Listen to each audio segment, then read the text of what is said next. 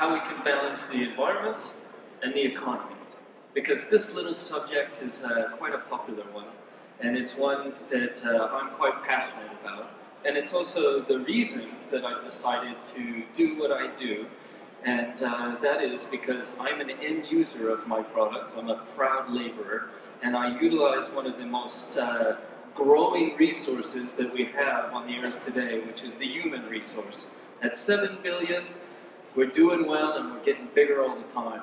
So I'm going to give you a little background of how I got involved with caring about the environment at all, and also how I've been able to provide for my family and the economy in the region where I live, while also trying to improve the environment for long-term use in the economy for my children. I was born in California, but at 5 months we moved to Bombay, India. California is a bit different than India, and Bombay was quite an eye-opener, even as a tiny child. So we spent several years there, then Manila in the Philippines, then Hong Kong and Tokyo, then back to the United States. And one of the biggest things I noticed is when we lived in an area with not a lot of money, there was always something to do. But then when we moved to an area that did have money, well, the kids had nothing to do. And I could never figure this out. But as I get older, I understand that it's harder when you have everything given to you to come up with things for yourself. I then got very passionate about the environment, went to university and had to make my own money to go to the university. So I realized that the education was important for being able to have a good job, but I also had to make money to be able to get this education. And actually, it was a very good lesson by my parents so that I could provide for myself. And it's something that I hope that I can install into my kids so that they too realize that nothing's going to be given to them unless they're willing to work for it. And that's something I feel very strongly about. I went to university, I learned a lot about the environment, I learned a lot about business, and I also learned a lot about natural resources. So I looked a lot at solar energy, hydro energy, tidal energy, wind power, and one thing that I found was also fiber production. And this was quite interesting because my history in Asia, there was one thing that I found in common, which was a fiber that grew faster than trees. And it was something that grew as fast as the people that were all around utilizing it. And it's something that I'm looking at right now. Because if I look straight down this lobby, there's this beautiful bamboo growing in the window. And that bamboo is the reason I'm here. Because that bamboo was a challenge to me early on in my wanting to make money to go snowboarding and have toys. I had to remove bamboo because no one else would do it. So this was the initial starting point for the reason I'm here and making tools that can deal with a plant that can keep up with the Earth's demand for resource and fiber. It also is an important resource that I learned later to use as a biofilter for cleaning water from industrial and agricultural waste. But the thing about bamboo is once it starts growing, it's there. And the root system, it can be as strong as mild steel once it's in the ground, which is great for erosion, but also very hard to get rid of. And we're going to get back to that as we get into the slammer tool location. And this is what started my business. And this has been going on for 23 years. But when I was doing the bamboo, I didn't want to sell this because then you could compete with me. So when I went to New Zealand, I started making these for friends. Other people got involved. I talked to a good friend of mine who is the 6th generation of toolmaker in our local area. And because they've been on this river building the best tools in this region, they started making these tools for me, and we started selling them to very diverse groups of people. But these people were amazed that people could be as efficient with a hand tool as they could be with a machine tool. And that's what I truly find is inspiring design, is empowering people to help themselves. An old saying, I'm sure you have it in German, is if you give someone a fish, you feed them for a day. You give someone a fishing pole, you feed them for the rest of their lives. So, this is what I'm trying to talk to you all about when saying we can balance the environment and the economy by providing people with quality hand tools. Because if people just get the tools that are available at the hardware stores that I see at the Bauhaus or at the Mitre 10 in New Zealand, they're not very good tools. And if I'm working somewhere far away and I break a tool, it's not the cost of the tool, it's the cost of me leaving the job and having to go back to the store and buy another tool. This is why good tools are so important, and good steel is so important. Because if you can give this, it'll last generations. And those generations, that's what we want to be thinking about. Not planned obsolescence. Planned obsolescence might look good on a spreadsheet, but it's not the way forward if we're ever going to find balance and pace. And balance and pace is what the world is looking for when you start talking to young people. Because young people are going to inherit everything that we're doing right now. And so what we want to be able to do is say, look, the work I'm doing, part of the work I do, is use this tool to be able to use plants as a filter for a lot of the waterways where we have lots of agriculture and industrial waste. Yes, New Zealand has industrial waste. New Zealand has lots of agricultural waste. Right now we export sheep, but we also are gaining a huge market in milk powder. And those dairy farms produce a lot of cow poo. That goes running down and gets into the rivers. And one of our biggest exports is also seafood. So this industry affects this industry. And if we aren't somehow being able to filter the runoff that's going into the water, well then our ocean dies. And when our ocean dies, we take a lot of people and put them out of work.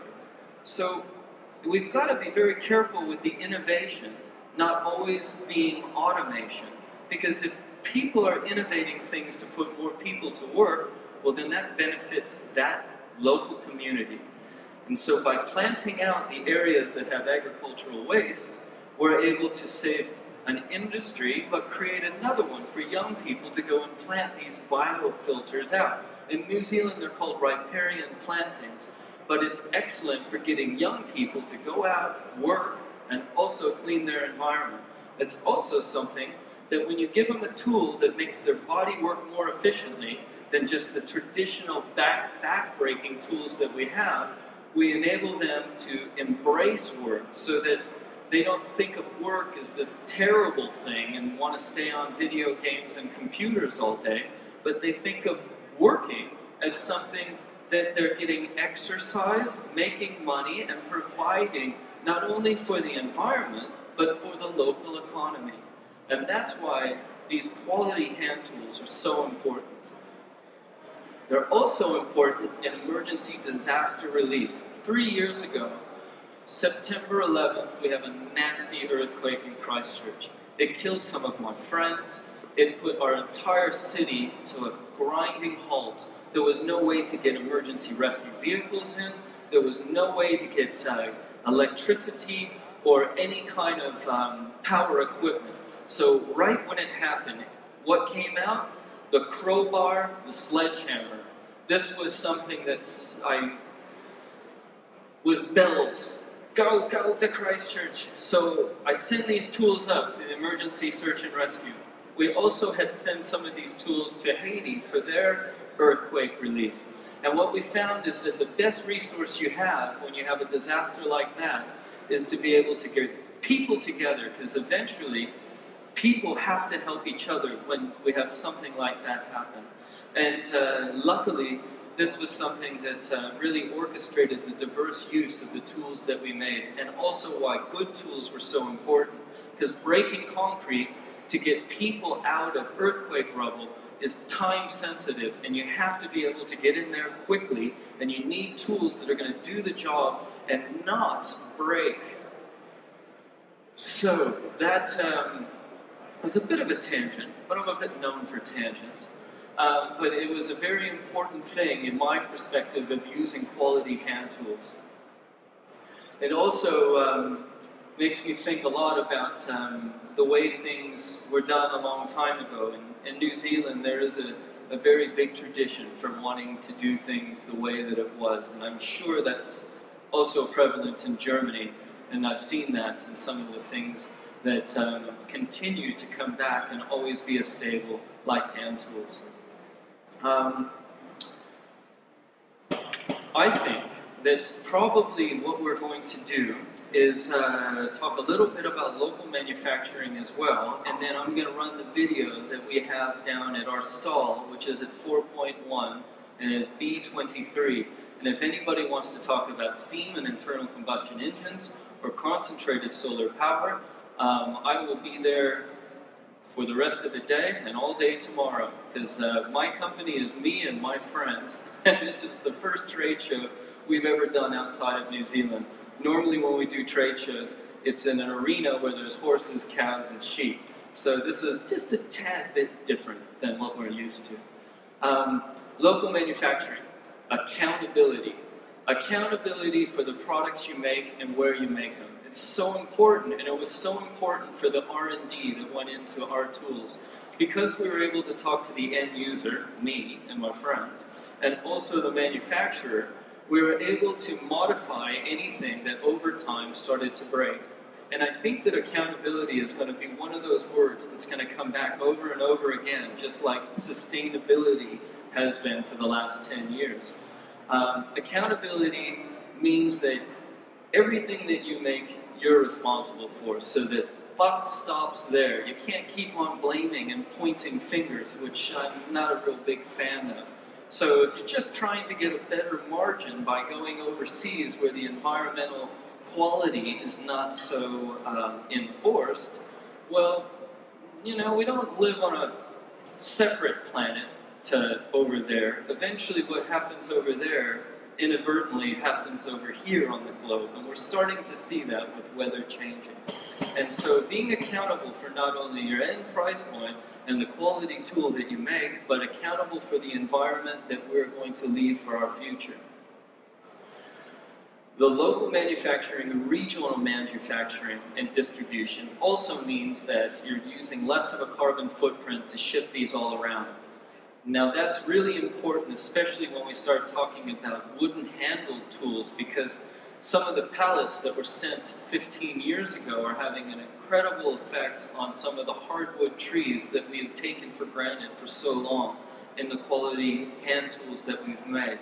So really we have to be accountable for how we spread those diseases and bugs, and right now there's quite a crisis with hardwood in North America, and hopefully we'll be able to find an answer for that.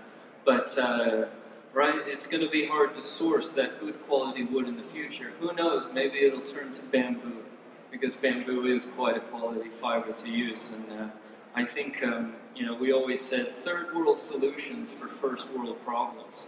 And maybe the austerity stick is something, you know, we say austerity is a hand tool, because at the end of the day, if you can't buy something that's made in another country, you're going to have to go back to what's made in your local area.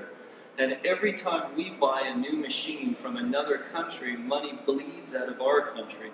Also with the fuel, because we don't produce the fuel, we're bleeding again money out of our country. So if we can produce the tool in the country and put people to work in the country, the economy starts to get strong again. This is not new. This has happened in every economic depression that's ever been. And remember, the last little fluctuation we had in the economy, we just printed more money. So it's not like we've actually come up with a solution. We've just kind of taken a little bit more time, got a little bit more credit on the credit card. And that's not how I grew up, and I can tell you that's not going to be a solution for the future. That's my 2 cents, that's my perspective. But it is something that history dictates, and sometimes we have to look back to look ahead.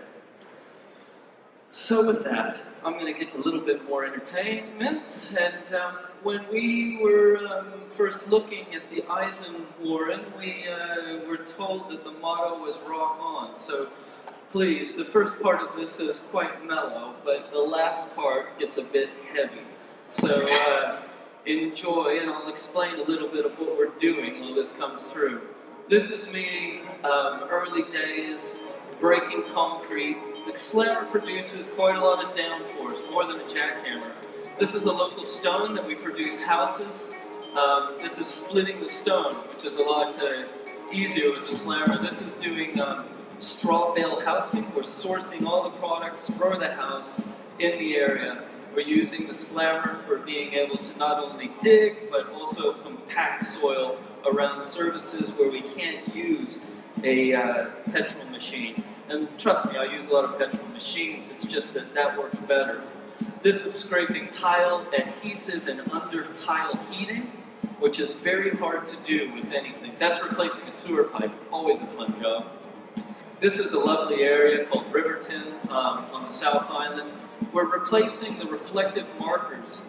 This tells us whether we're on the right side of the road. And trust me, we get a lot of Americans driving on the wrong side of the road in New Zealand. This is driving pegs into very hard ground. When we're doing the concrete, we still use wooden pegs to put the boxing so we can lay the concrete. This is just, once again, see my back is straight. I'm using my legs, my butt, and my tummy, so I'm not bending. This is what we call rock scaling. That's to get the rock so it doesn't fall onto cars and disrupt the waterway. Here, this is very hard ground in a park that wasn't being used. What we've done is put in a free frisbee golf course, and it's attracted all ages and all sorts of people to reopen this park, and now it's one of the busiest parks. What I'm doing is converting, once again, the slammer to a rammer. It was much more efficient for me to take people to go in and do this job. We outbid the contractor that wanted to use diggers, and we were able to, once again, employ more people in the local area. And that's important because they spend that money in the local area. I work fast, but I drink a lot of espresso.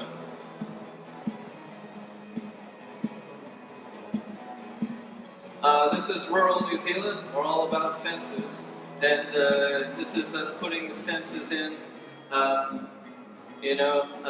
Having stock didn't just come from having shares in a company. Having stock and having cows and sheep. It's still a lot of how we do it. This is digging holes in rock in the middle of winter. Always a fun job. This is more of the residential fencing and construction we do. This is a wonderful 60-year-old woman. She has this terrible mess of bamboo, and she wants to put in native vegetation. So what we're doing is we're cutting the dense roots, and we're going to reuse these plants. We used some of them for a windbreak, so that would give the native plants a chance to grow. We also used some of them on the very downward slope in an area where there was a lot of horse byproduct going into the waterway next to the ocean. So this bamboo is biofiltered not only as a privacy screen, but also helping to clean the water. This is a plant that we use for a lot of biofiltration, tough roots that the old slammer, she can do it. This is a plant called broom. It's not really loved, but a lot of people spray herbicides everywhere to get rid of this plant. We just go dig it out by the root. We take a lot of kids who have gotten in trouble. We give them one of these tools. We put them to work. I guarantee they're not going to get in trouble after a day with me because they're going to be happy just to go to sleep. This is my favorite, planting trees. This film was done about 8 years ago. This is now a big, beautiful tree. This is the middle of winter in bamboo. Just to prove a point, I removed bamboo in -8. Terrible stumps, couldn't get a digger in there. Used me, got that out. Now that's been replanted. This is another bed. Guy said I couldn't get these stumps out. I got him out by the time he went and got his digger and came back. We sell a lot of tools to people over 50 and also women. They want to do the work themselves. They don't have to rely on the man. There's another side as well. We work with an area that's very rural. We use 4-wheel drives. One of the reasons that the head design is like that is so that the slammer can go into the ground, but also be pulled out of the ground. This is a 3-ton truck. It's a 4-ton truck. And right about now, it's going to start getting a bit heavy, and you're going to see this truck, which is 4 tons, drive into a mud puddle, get bent, or axles in mud. This is how we get trucks out of the mud, with one hand tool. And this is my Eisenwarenmesse lawnmower.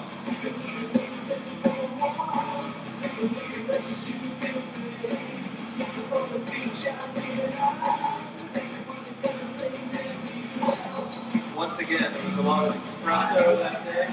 That's why I'm working that fast.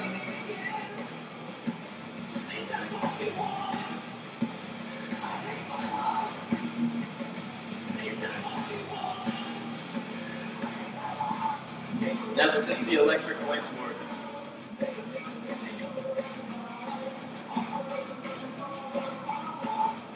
This is also good when we're climbing. We can use as a dead man or an anchor point.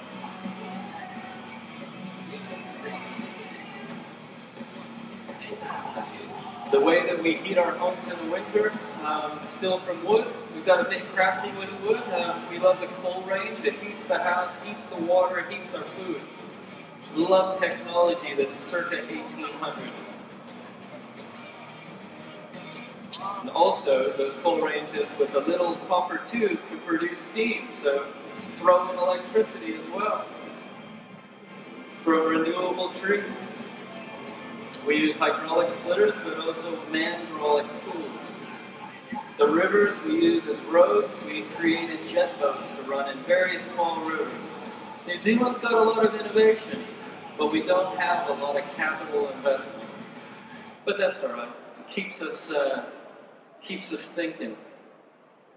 And that's what I like to do at the end of the day, and that's my backyard. And if there's anything I'd like to leave with you, is that it's not so much about trying to solve one or the other, but finding balance.